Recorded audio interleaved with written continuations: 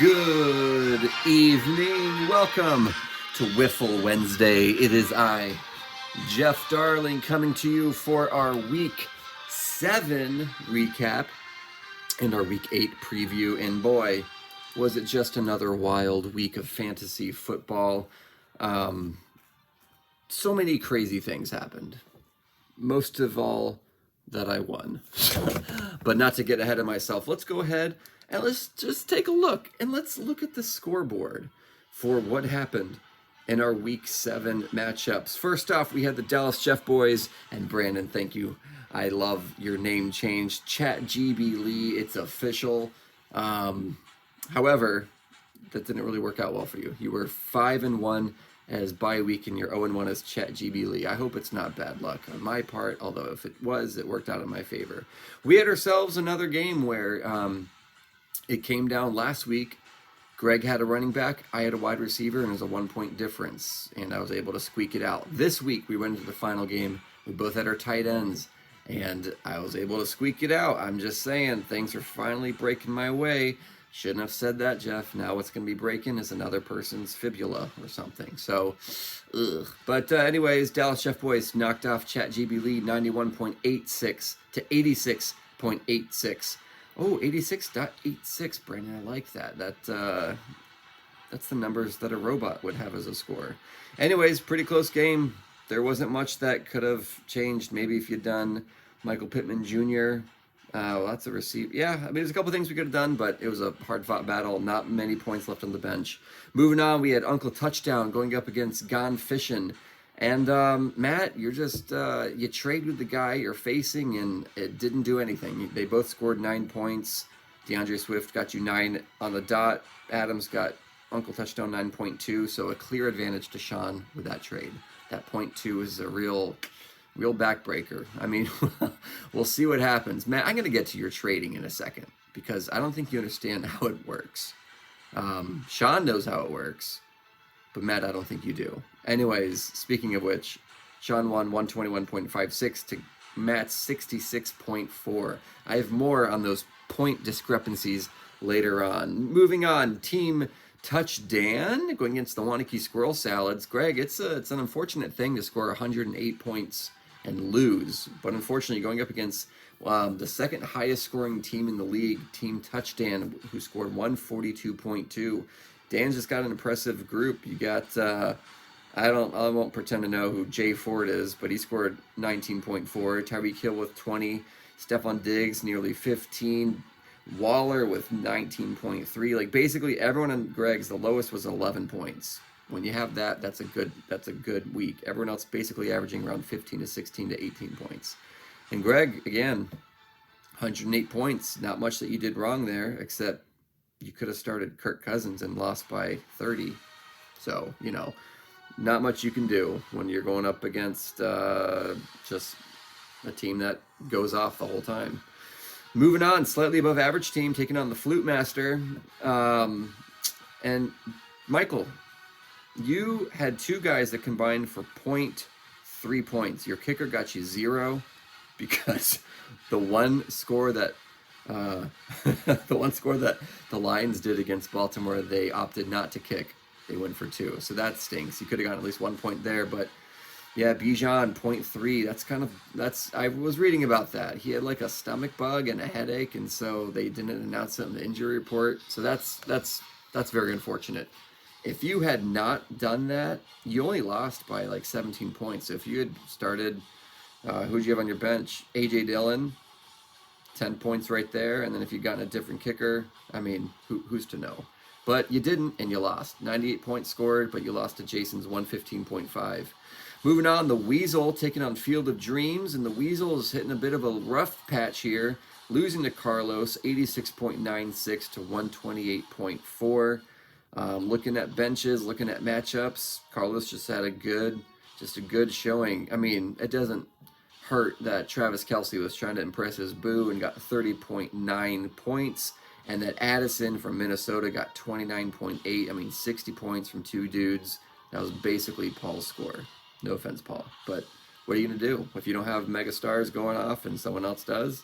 That's fantasy, folks. Speaking of fantasy, husband going up against wife in a battle to the death. Not really, just for fantasy. And Mike, defending league champ. I know we were lamenting your demise, but perhaps that was premature. You both started off the season 0-4. You're both riding a 2-game win streak coming into this one. And Hannah, just this was your bye week, right? Not so great. Not so great. You literally left 0 points. 0 points on your bench because everybody was either out or on the IR. So considering that you were able to field a team, 73.9 points was not bad. But Mike scored 117. Don't look now, folks, but Mike's won 3 in a row. He might be on the Who's Hot list report that I'm about to go through here. So let's go ahead and take a look at the standings before we get ahead to our look ahead for the next week. Uncle Touchdown in the East Division leading at 6-1. Two-way tie between Team Touchdown and Dallas Jeff Boys at 4-3, although Dan has me edged for the points for. Wannicky Squirrel Salad slightly above average team, and Gone Fishing all 3-4, so pretty close in the East Division. Looking down into the West, Field of Dreams has caught Chat GB Lee. Both teams are at 5-2. Team Midnight and the Weasel both at 3-4. Team Queen at 2-5, and Flute Master bringing up the rear in the whole league at 1-6.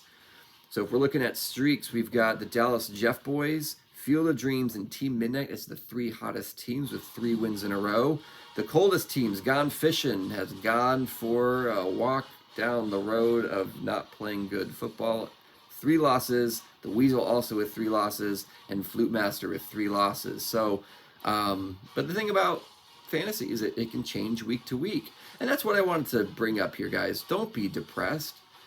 I just want to bring up, I was scrolling down on this napkin, some interesting stats here, looking at points scored and points against, because sometimes it just comes down to who you've played.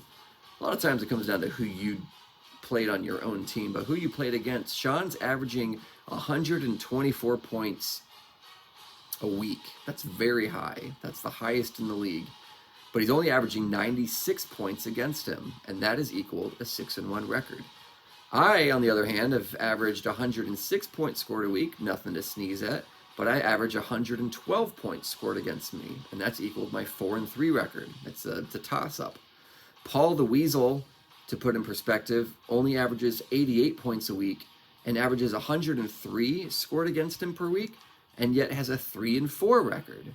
Being outscored nearly 25 points has only led to a 3-4 record. It's very interesting. Michael, on the other hand, scoring more than the Weasel, at 95.4 points a week. That's not terrible, but he's had 109 on average scored against him per week, and that's equal to his 1-6 record. So what do? Matt, 95. You've scored less than Michael. You only average 99 against you a week, so that's equal to 3-4 record. I could do that with all 12 people. It's just very interesting to see. You know, sometimes, I mean, Matt and Hannah last week, it was a, 51-47? So, like, you know, that's how fantasy works. It's just as unfortunate when you score a lot and then just get blown out. Sean, I harken back to when you beat me 176 to, 88. 88 wasn't terrible, but 176, it's wild. Anyways, I say all of that because at any given moment, people that have been cold can go hot. People that have been hot can go cold. And every week it's different. Every week something different can happen. So don't give up.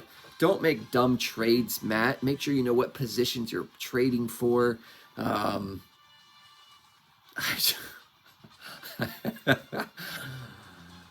man. Just so many things. So let's go ahead and take a look at the Week 8 projection. Actually, Matt, keep doing bad trades because I'm playing you this week. Right now, it's projected me 107 to your 91. Chat GB Lee taking on Team Touch Dan. The battle of 2 high-scoring offenses. Chat GB Lee right now projected 97 to Dan's 111. Wannicky Squirrel Salads taking on the slightly above-average team. 2, 3, and 4 teams facing off here. Somebody's going to make it back to 500. Who's it going to be? Will it be the slightly above-average team? That remains to be seen. Right now, Jason projected 116.3 to Greg's 109.5. Flute Master going up against the Weasel. Both teams on a 3-game losing streak. Somebody gets to win this week. Right now, Michael and Weasel, it's a 0.5 difference. Michael projected 106.8 to the Weasel's 106.3. Field of Dreams taking on Team Queen. Carlos riding high in that week, the 3-week winning streak. 3-week winning streak on fleek. I hate that I just said that.